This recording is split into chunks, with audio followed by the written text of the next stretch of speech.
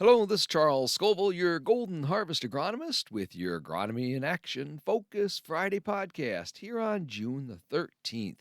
Today, I'd like to update you on heat unit accumulation, talk about the recently observed tar spot in northwest Indiana, then also discuss recent slug damage and share some news on our newest corn rootworm trait coming to the industry, Durastak. So, let's begin by talking about our current heat unit accumulation.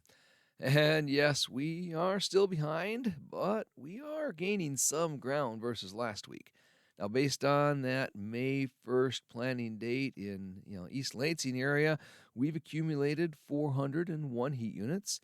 Now, comparison to last year during this time, we are down 149 heat units versus last year and 117 heat units behind the 5 year average.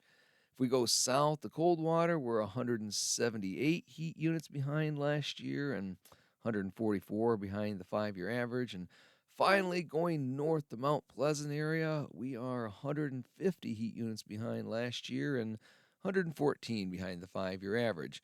So, again, it's been a slow start to the year, but we do have plenty of time to get caught up, and finish this crop on time. As for tar spot being found on the border of southwest Michigan, there just into Indiana, this is the earliest ever recorded discovery of tar spot in the area. Now, it was found by a researcher with Purdue, and it's in a field of corn on corn, and it's in a region where tar spot was actually first discovered years ago. And to say that tar spot pressure down there is high, well, that would be an understatement. In fact, that is the area where they don't ask if tar spot will show up in a given year, but how early will it show up? So the bigger question for us is, what action do we take in our local fields now that it's been found? My recommendation is to not get too excited yet. Yes, we've had the cool, moist weather that tar spot thrives in, but spraying this early in the season, that'd be really hard to provide a positive return on investment, even if you did find it in your own fields. Now, we do need to understand that so far we are setting ourselves up for the potential of seeing an increase in tar spot this year if conditions continue to be favorable for the development of this disease. Remember that it all still goes back to the disease triangle. To have an issue like the three sides of a triangle, we need to have all three things present for the disease to occur. So, first off, we need a suitable or susceptible host. And corn can be a susceptible host.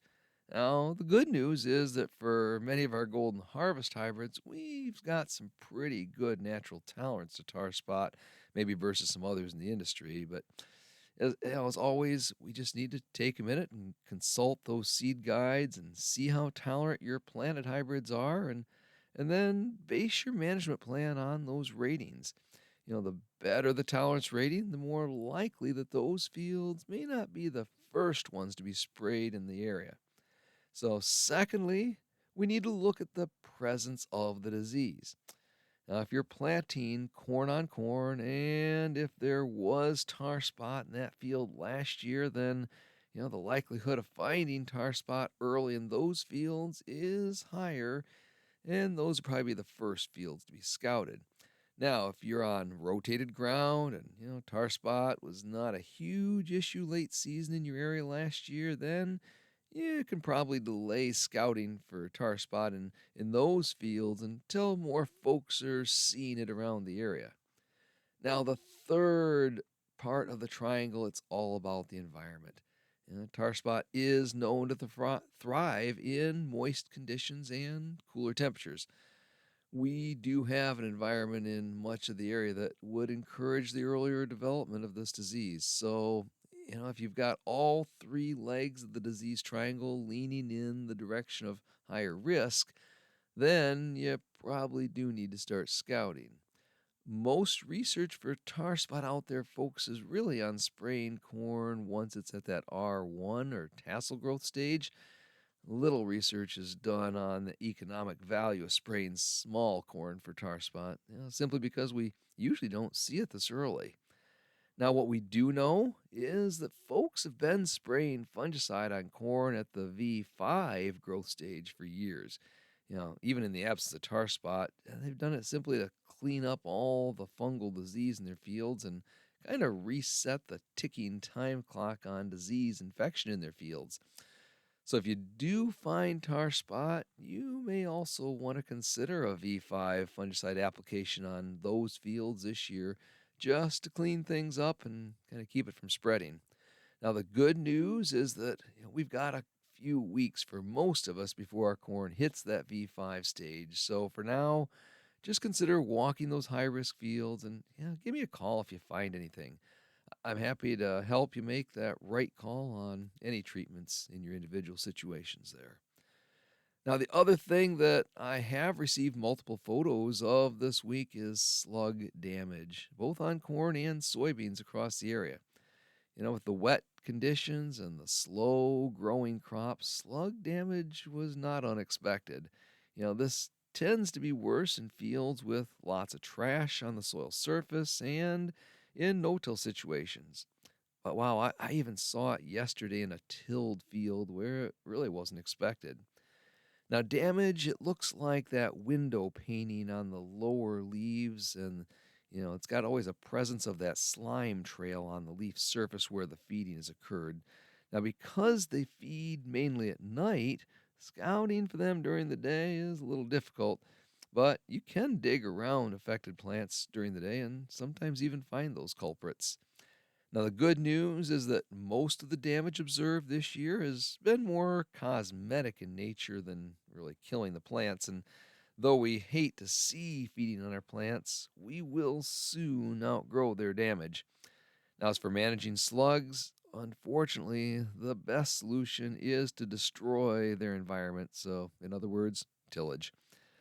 For my no till guys out there, I know this is not a great solution, but unfortunately, baits and sprays to burn them out, they've just shown less than consistent results over the years. Now, finally, I had a chance to spend a couple of days this week in Iowa at our Slater research station. Had a chance to learn about our newest corn rootworm trait, Durastak, and the Durastak Viptera trait technology. Now, this new trait is expected to be available for planting in spring of 2027, and we hope to have it in plots this next year. Now, the big takeaway message about this new trait is that one, it brings next level corn rootworm control. Two, it brings improved standability. And three, it brings top end yield potential. So, we'll be talking a lot more about this exciting new trait over the next few years, but I just wanted to share it here today as we start to think about evaluating our corn rootworm management strategies from this year over the next few weeks, as rootworm feeding will be starting soon. So, as we wrap up this week's Agronomy in Action Focus Friday podcast, let's continue to walk our fields.